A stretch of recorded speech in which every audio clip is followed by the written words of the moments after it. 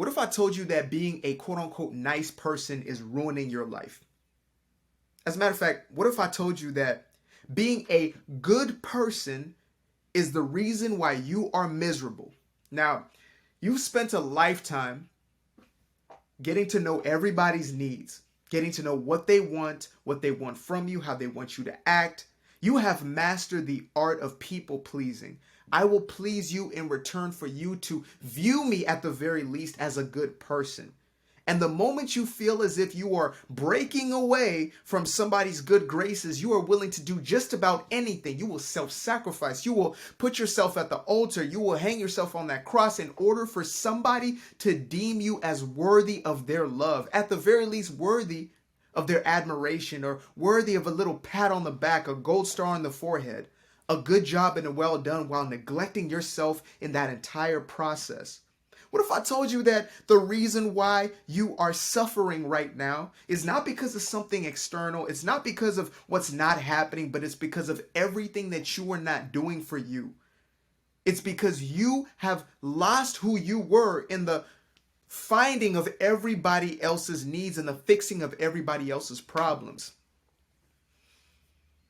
Now, if I asked you right now what you wanted in your life, you may be able to come up with an answer, maybe one or two, but you probably know what you don't want. And that's the case with most of us, right?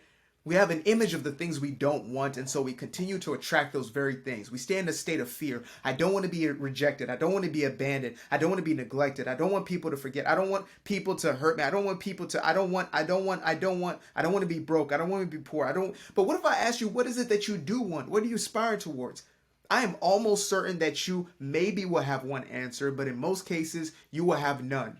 You probably haven't even truly thought about this, taken time to meditate upon what it is that you truly desire in life in vivid detail, in the same type of detail that you give to the worries and the concerns in your life, the same type of detail that you know what everybody else around you needs, everybody else around you wants from you.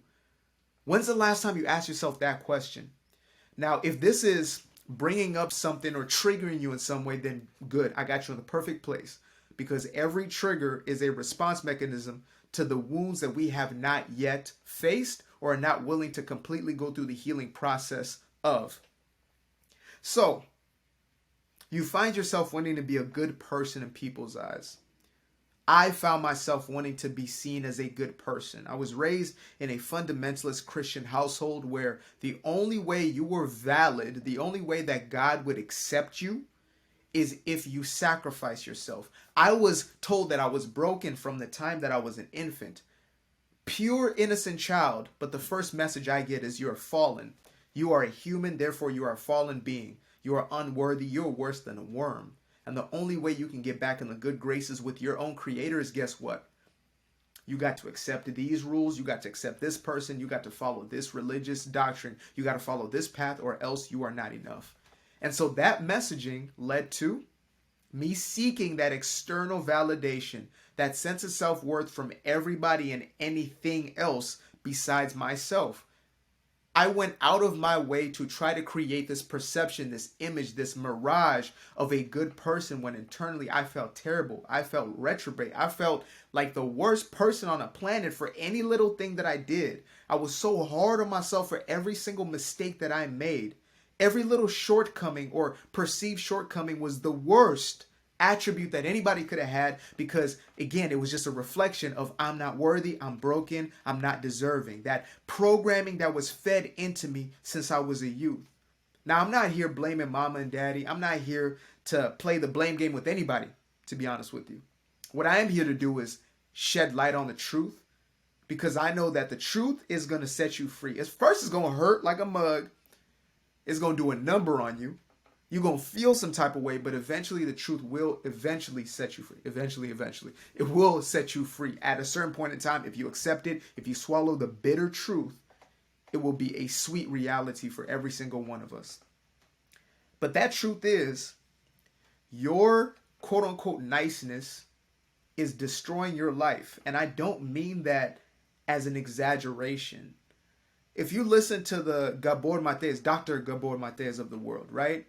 Who was in the what do you call it, traditional medical space, then moved out of that space because he realized this isn't based in research. This is based on opinion and ideology. The research says that the reason for chronic ailments and the reason for diseases is internal.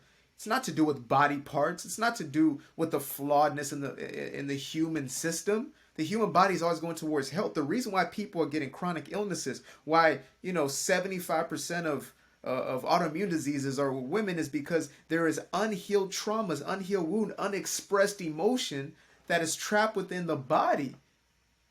And that eventually turns into an overload of toxicity, which then becomes dis-ease or these ailments and illnesses. And again, I do have to give this precursors. I'm not a doctor, but I have spent enough time with enough different types of people to understand that there is one commonality to the problems that we all have, and it comes down to this: the inability for us to self-validate, or as my co-host on the Healer Circle podcast, Maha, says, it's self-worth, right? Something which I, in the beginning of my healing journey, had to come to terms with was the core of why I felt how I did. I felt I wasn't worthy, therefore I did everything in my power to prove my worthiness to everybody else. As long as they felt I was worthy for just an instant, a moment, then I was worthy. But then I was looking for another hit, then another hit and another hit, and it was never enough, and it would never satisfy. And I would leave even more broken because I was in a state of even deeper self-denial and deeper self-neglect.